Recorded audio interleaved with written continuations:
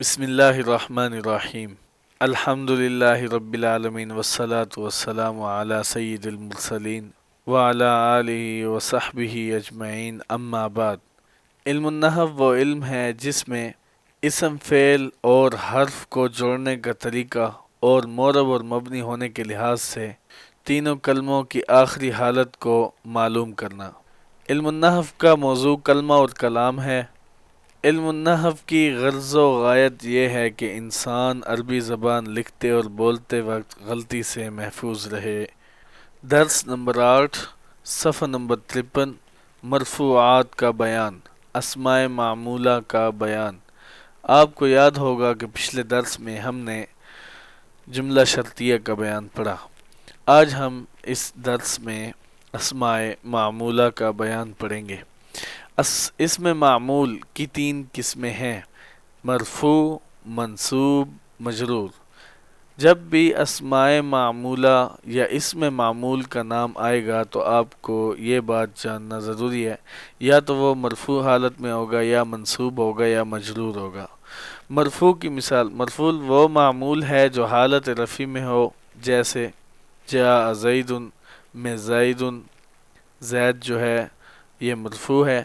وہ منصوب وہ معمول ہے جو حالت نصبی میں ہو، جیسے رأیت زیدن، میں زیدن جو ہے یہ منصوب ہے۔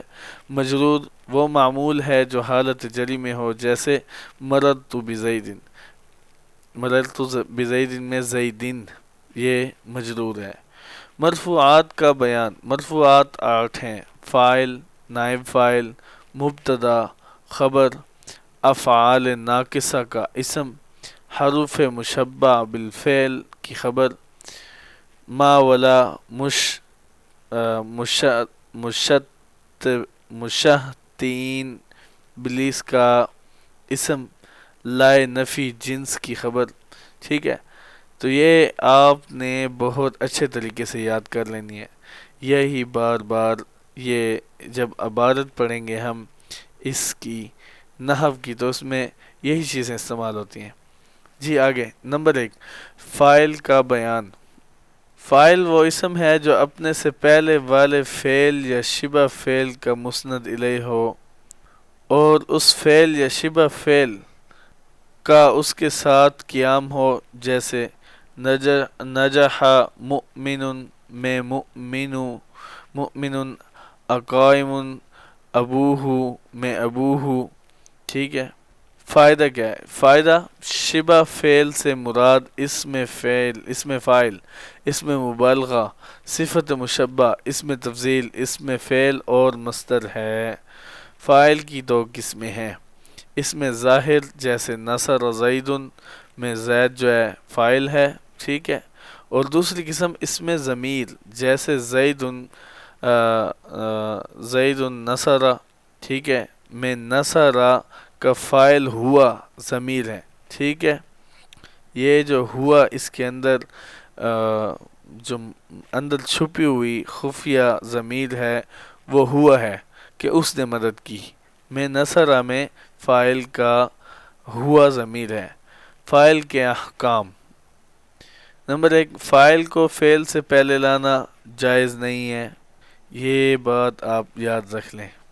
فاعل کو فعل سے پہلے لانا نحو میں جہاں کہاں بھی جائز نہیں ہے۔ یہاں پر یہ تنبیہ ہے، شبہ فعل میں اسم مفعول بھی داخل ہے، لیکن یہاں شبہ فعل سے اسم مفعول کے علاوہ دیگر اسماء مراد ہیں، اس لیے کہ اسم مفعول کا فاعل نہیں ہوتا بلکہ نائب فاعل ہوتا ہے۔ فاعل کے احکام میں ایک تو فاعل کو فعل سے پہلے لانا جائز نہیں ہے۔ نمبر 2، فاعل عموماً فاعل پہلے اور مفعول بعد میں آتا ہے، لیکن بعض اوقات فاعل مفعول کے بعد بھی آتا ہے، جیسے نصرت حامدن فاطمۃ، فاطمہ نے حامد کی مدد کی۔ اس مثال میں فعل پہلے ہے اور حامد بعد میں ہے، یہ مفعول پہلے آ گیا اور فاعل جو ہے یہ بعد میں آ گیا۔ فاطمہ نے، مدد کرنے والا کون ہے؟ فاعل کس کو کہتے ہیں؟ مدد کرنے والے کو۔ فاعل فاطمہ ہوا تو حامدن مفعول ہوا اور یہ فعل ہوا. تو فاطمہ نے حامد کی مدد کی. فعل کو واحد تثنیہ اور جمع لانے کے قاعدے. نمبر 1، اگر فاعل اس میں ظاہر ہو تو فعل کو واحد لانا ضروری ہے، چاہے فاعل مفرد ہو، تثنیہ ہو یا جمع ہو. جیسے نصر زید، نصر الزیدانی، نصر الزیدون. کیا بات سمجھ آئی آپ کو؟ اگر فاعل اس میں ظاہر ہو تو فعل کو واحد لانا ضروری ہے، فاعل اگر اس میں ظاہر ہو، چاہے فاعل مفرد ہو، تثنیہ ہو یا جمع ہو. جیسے نصر زید، نصر الزیدانی، نصر الزیدون. ٹھیک ہے، تو اس میں جو ہے فاعل اس میں ظاہر ہے تو فعل کو واحد لانا ضروری ہے. یہاں پر نصرہ نصرہ نصرہ آپ غور کریں تو فعل کو واحد لانا ضروری ہے. نمبر 2، یہ کیا ہے؟ فعل کو واحد تثنیہ اور جمع لانے کا قاعدہ. فعل کو کس طریقے سے استعمال کریں گے؟ نمبر 2، اگر فاعل اس میں ضمیر ہو تو فعل کو فاعل کے مطابق لانا ضروری ہے.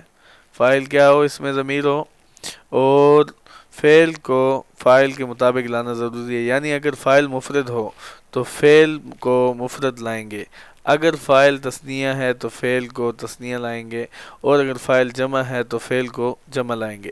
جیسے زید نصر الزیدانی، نصرا الزیدون، نصرو. ٹھیک ہے، تو اگر فاعل جمع مذکر مکسر کی ضمیر ہے، جمع مکسر آپ نے پڑھا ہے، اگر فاعل جمع مذکر مکسر کی ضمیر ہے، اگر فاعل جمع مذکر مکسر کی ضمیر ہے تو فعل کو واحد مؤنث اور جمع مذکر دونوں لانا جائز ہے.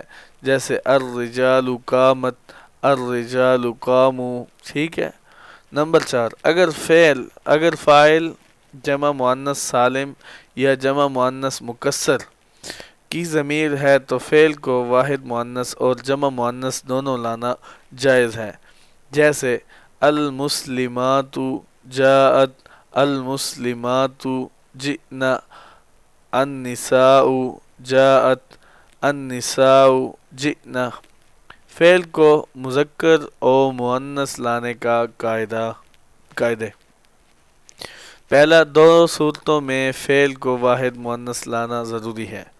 فاعل اس میں ظاہر مؤنث حقیقی ہو، یعنی کہ فاعل ظاہر بھی ہو اور مؤنث ہو، حقیقی ہو، اور فعل و فاعل کے درمیان فاصلہ نہ ہو. جیسے قامت ہندن. فاعل مؤنث کی ضمیر ہو، چاہے مؤنث حقیقی ہو یا غیر حقیقی. جیسے ہندن قامت، الشمس طلعت. نمبر 2، 3 صورتوں میں فعل کو مذکر اور مؤنث دونوں لانا جائز ہے. نمبر 1، اس میں فاعل اس میں ظاہر مؤنث حقیقی ہو اور فعل و فاعل کے درمیان فاصلہ ہو. جیسے ضرب الیوم ہندن، ضربت الیوم ہندن. ٹھیک ہے، آگے. نمبر 2، فاعل اس میں ظاہر مؤنث غیر حقیقی ہو، جیسے طلع الشمس، طلعت الشمس. آپ سمجھ رہے ہیں نا.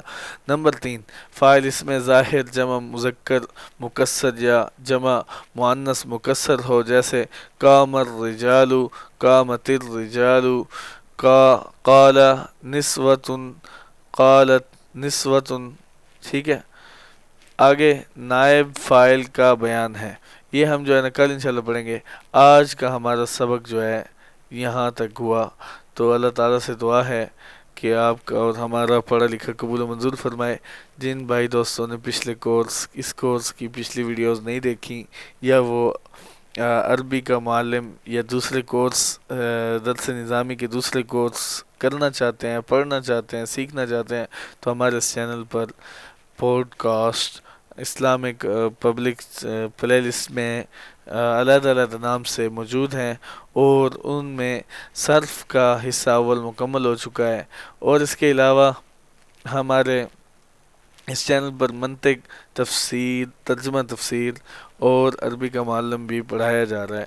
تو آپ لوگوں سے گزارش ہے کہ ہمارے اس چینل کو سبسکرائب کر لیں تاکہ آپ کو درس بدرس اس درس کی ویڈیو ملتی رہے۔ جزاک اللہ خیر۔